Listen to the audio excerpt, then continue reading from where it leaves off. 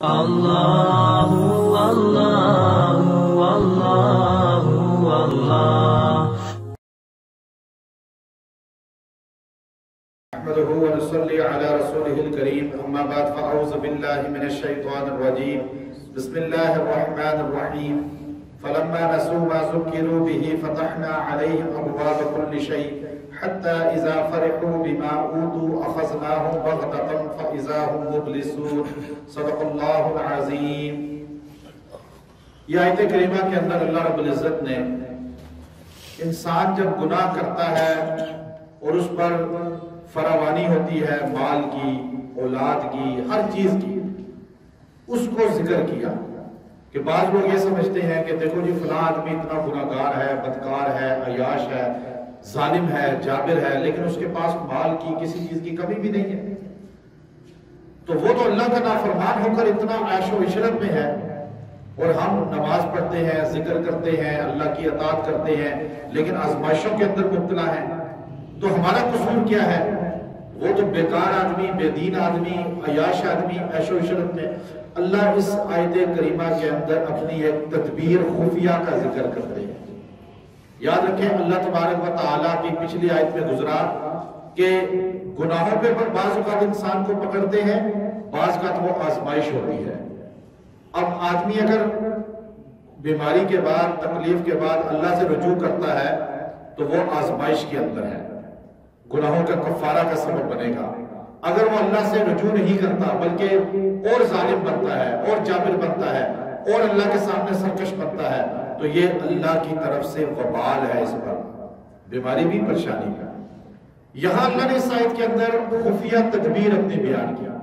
وہ خفیہ تدبیر کیا ہے کہ جب انسان نافرمان ہوتا ہے، سرکش ہوتا ہے، باغی ہوتا ہے، انسان کتنا باغی ہوگا اللہ کا کتنا باغی ہوگا؟ جتنے عیاش لوگ ہیں، ظالم لوگ ہیں، جتنے عیاشی کے اندر پڑے ہوئے ہیں، وہ آخر تھک جاتے ہیں۔ انسان تھک جاتا ہے، گناہ کر کے بھی تھک جاتا ہے، اللہ کی بغاوت کر کے بھی تھک جاتا ہے، آخر یا اس کو موت آ دبوچتی ہے یا بیماریاں آ دبوچتی ہیں، کیڑوں کا شکار ہو جاتا ہے، قبر کا حصہ بن جاتا ہے۔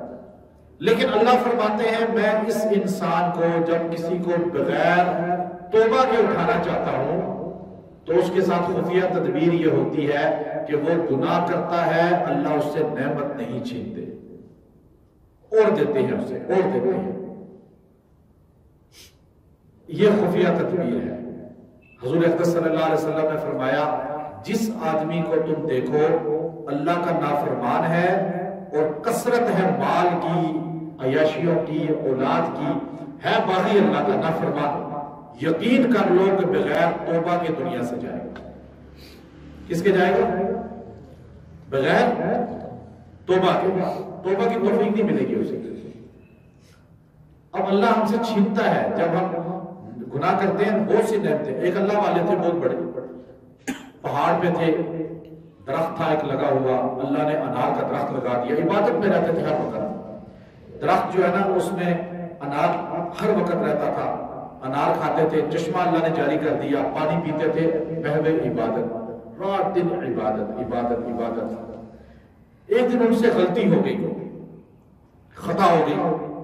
معصوم صرف نبی ہے، نبیوں کے علاوہ کوئی معصوم نہیں ہے، تو ان سے خطا ہو گئی۔ انہوں نے خوف پیدا ہوا، اب یہ چشمہ بھی گیا، یہ انار کا درخت بھی گیا۔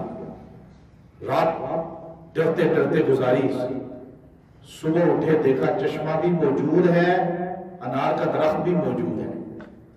بڑے خوش ہوئے، یا اللہ تیرا شکر ہے، میں نے بغاوت کی، غلطی کی، خطا کی، لیکن تو نے مجھ سے نعمت نہیں چھینی۔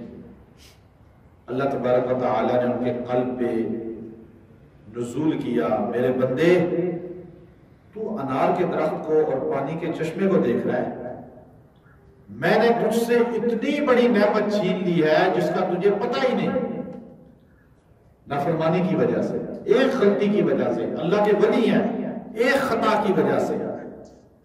کہا یا اللہ وہ کون سی نعمت چھین لی آپ نے؟ فرمایا کل جب سے تو نے خطا کی ہے اس لمحے سے آج تک میں نے تجھ سے اپنے سامنے دعا کرنے کی لذت چھین لی ہے.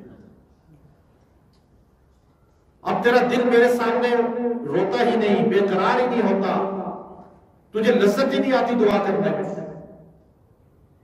یہ دعا کی لذت آج بہت بڑے طبقے سے چھین لی گئی ہے. نماز پڑھیں گے، روزہ رکھیں گے، ذکر کریں گے، قرآن پڑھیں گے، دعا نہیں کر پائیں گے. یہ نعمتیں ہیں جو اللہ چھین لیتا ہے. اللہ اس کو یہاں ذکر کر رہا ہے، یہ خفیہ تدبیر ہے. یہ آیت کریمہ جو پڑھ رہا ہوں، فَلَمَّا نَسُوا مَا ذُكِّرُوا بِهِ، جب انہوں نے بھلا دیا میری نصیحت کو، جو میں نے نصیحت کی تھی کہ اللہ کی ماننا جو بھی ہوتا ہے، تو فرمایا جب آپ کی بات کوئی نہ مانے تو آپ اس سے ناراض ہوتے ہیں، اس سے نعمت چھینتے ہیں. اللہ کی تدبیر دیکھیں. اللہ کہتا ہے فَتَحْنَا عَلَيْهِمْ أَبْوَابَ كُلِّ شَيْءٍ، میں نے ان پر ہر چیز کے دروازے کھول دیے. انہوں نے میری نافرمانی کی، مجھے بھلایا، میں نے ان پہ ہر چیز کے دروازے کھول دیے. حَتَّى إِذَا فَرِحُوا، یہاں تک کہ وہ خوشی میں، تماشوں میں، آزادیوں میں، اپنی منمانیوں میں زندگی گزار رہے تھے. بِمَا أُوتُوا، جو میں نے ان کو دیا وہ موجوں میں تھے، یہ ہے وہ ہے، زمینیں ہیں، جائیدادیں ہیں، گھر ہے، بینک بیلنس ہے. لیکن اللہ فرماتے ہیں یہ آزادی اور نافرمانی کی زندگی میں اتنے مصروف تھے، انہیں ہوش ہی نہیں تھا کہ موت آنی ہے. اخذناہم بغتہ، میں نے ان کو ایک دم پکڑ لیا، ایک دم. فَإِذَا هُمْ مُبْلِسُونَ، پھر نا امید پڑے رہ گئے. یعنی پکڑا ایک دم. ایک دم بیماری آ جاتی ہے، بندہ کہتے ہیں بیماری کدھر سے آ گئی. ایک دم کوئی آفت آ جاتی ہے، گھر جل گیا، لیکن زلزلہ آ جاتا ہے، موت آ جائے، سب سے بڑی بخت ہے. اللہ نے پھر آخری بات کیا کر دی، دیکھیے فَقُطِعَ، پس ختم ہو گئے. دَابِرُ الْقَوْمِ الَّذِينَ ظَلَمُوا، جڑ ہی ختم ہو گئی ان لوگوں کی جو ظالم تھے. اللہ نے ان کے نام و نشان مٹا دیے. آپ اور میں یہاں بیٹھے ہوئے ہیں، ہم سے پہلے زمین پہ کتنے بیٹھے، کتنے آئے، بڑے بڑے سلاطین آئے، بڑے بڑے انسان آئے، چلے گئے، نام و نشان مٹ گئے. میرا اور آپ کا نام و نشان بھی مٹے گا نہیں مٹے گا. لیکن ہماری کون سی چیزیں باقی رہیں گی؟ اعمال، اچھے اعمال. یہ جو آپ اور میں اللہ کا قرآن سن رہے ہیں، درس سن رہے ہیں، باتیں دین کی، یہ ہمارے کام کی ہے. تو اللہ نے کہا جڑ سے ختم کر دیا. آج بادشاہوں کو کوئی یاد رکھنے والا نہیں، آج سلاطین کا ذکر کرنے والا کوئی نہیں، ان کے اعمال ان کے ساتھ ہیں. آخر میں اللہ نے کیا کہا؟ وَالْحَمْدُ لِلَّهِ رَبِّ الْعَالَمِينَ.